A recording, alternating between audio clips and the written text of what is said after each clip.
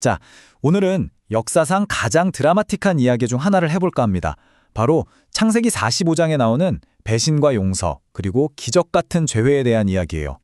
이야기의 시작은 이집트의 한 방, 아주 그냥 숨막히는 긴장감이 흐르는 곳입니다. 여기 엄청난 권력을 가진 총리가 한 명 있고요. 그 앞에는 수십 년 전에 자기를 노예로 팔아넘겼던 형들이 서 있어요.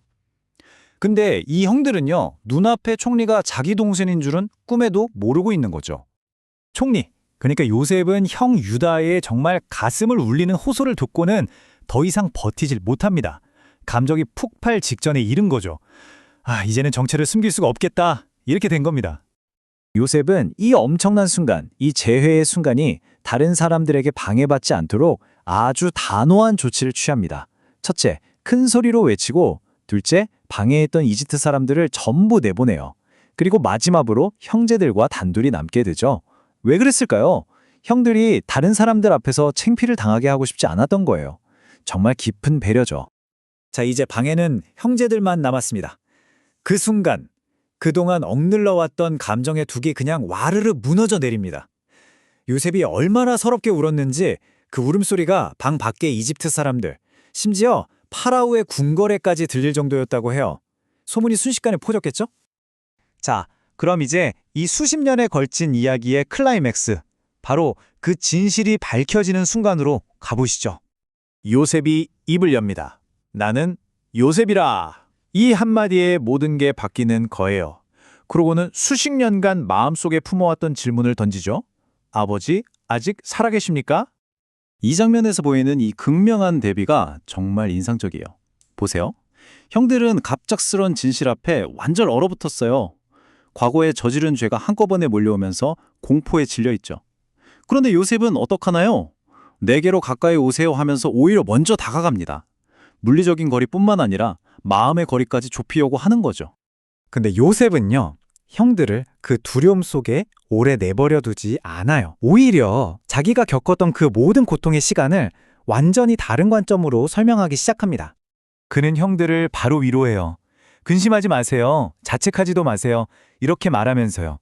그러면서 이 모든 일의 배후에는 더 큰 계획, 바로 하나님의 뜻이 있었다고 이야기합니다. 하나님이 우리 생명을 구하시려고 저를 형들보다 먼저 보내신 겁니다. 라고요. 그리고 상황이 얼마나 급박한지를 설명하기 위해서 현실을 딱 짚어줍니다. 벌써 끔찍한 흉년이 2년이나 계속됐다는 거예요. 하지만 이게 끝이 아니었습니다. 앞으로 5년이나 더 농사는커녕 씨앗 하나 심을 수 없는 끔찍한 시간이 남아있었다는 거죠. 정말 절망적인 상황이에요. 그래서 여기서 핵심이 뭐냐? 바로 요셉의 관점입니다. 요셉은 이 모든 과정에서 하나님의 손길을 본 거예요.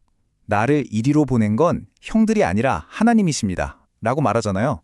형들의 그 잔인했던 배신이 결국에는 온 가족을 굶주림에서 구해내 위대한 사명으로 바뀌었다고 믿는 거죠. 자, 이렇게 진실이 다 밝혀지고 나서 요셉은 바로 계획에 착수하는데요. 이 계획이 이집트의 최고 권력자 파라오에게서 곧바로 전폭적인 지지를 받게 됩니다. 이 제외 소식이 파라오의 귀에까지 들어갔는데 파라오가 이 소식을 듣고 엄청나게 기뻐했다고 해요. 아마 평소에 요셉을 굉장히 아끼고 신뢰했기 때문에 그가 사랑하는 조언자를 위해서라면 뭐든지 해주고 싶었던 거겠죠. 그래서 파라오는 그냥 허락만 한 게 아니에요. 아주 파격적이고 관대한 제안을 하죠. 요셉의 가족들을 위해서 여자들과 아이들을 태울 수레를 내어주고 이집트에서 가장 좋은 땅인 고센 땅을 주고 머나먼 길을 오는데 필요한 식량까지 다 챙겨주라고 명령합니다. 심지어 원래 있던 살림살이는 신경 쓰지 말고 그냥 오라고까지 해요. 요셉도 여기에 자기 마음을 보탭니다. 모든 형들에게 은과 옷을 선물로 주는데요. 특히 친동생 베냐민에게는 은 300개랑 옷 5벌, 아주 특별한 선물을 따로 챙겨줍니다. 그 마음이 느껴지시죠? 자, 이제 이야기의 마지막 부분입니다. 형들이 이 믿기지 않는 소식을 들고 아버지 야곱이 있는 가나안으로 돌아가는 여정이에요. 떠나기 전에 요셉이 형들에게 이런 말을 남겨요. 가는 길에 서로 다투지 마세요. 참 마음이 찡해지는 조언이죠. 그동안 있었던 일 때문에 형들이 가는 길에 서로를 탓하고 원망하며 싸울 수도 있다는 걸 알았던 거예요. 마침내 형들이 아버지에게 도착해서 소식을 전합니다. 아버지, 요셉이 살아있어요. 이집트의 총리가 되었대요. 이 말을 들은 야곱의 반응이 어땠을까요? 너무 충격적이고 믿을 수 없는 소식에 그만 정신을 잃고 맙니다. 믿지 못했던 거죠. 하지만 그때 야곱의 눈에 들어온 게 있었습니다.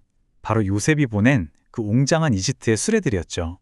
아들들이 꾸며낼 수 없는 명백한 증거를 본 거예요.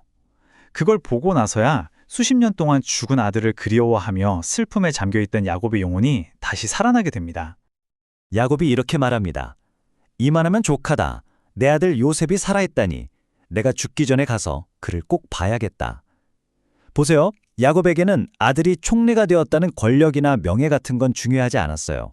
그저 오랫동안 죽은 줄로만 알았던 사랑하는 아들이 살아있다는 그 사실 하나만으로 충분했던 겁니다. 정말 감동적이죠? 결국 이 이야기는 요셉이 얼마나 대단한 권력을 가졌는가로 끝나지 않아요. 한 가족이 어떻게 상처를 극복하고 다시 하나가 되었는가, 그 회복에 대한 이야기로 마무리되죠. 그리고 우리에게 이런 질문을 던집니다. 우리 인생의 지난 시간들을 돌아볼 때 우리는 그 속에서 어떤 의미를 찾을 수 있을까요?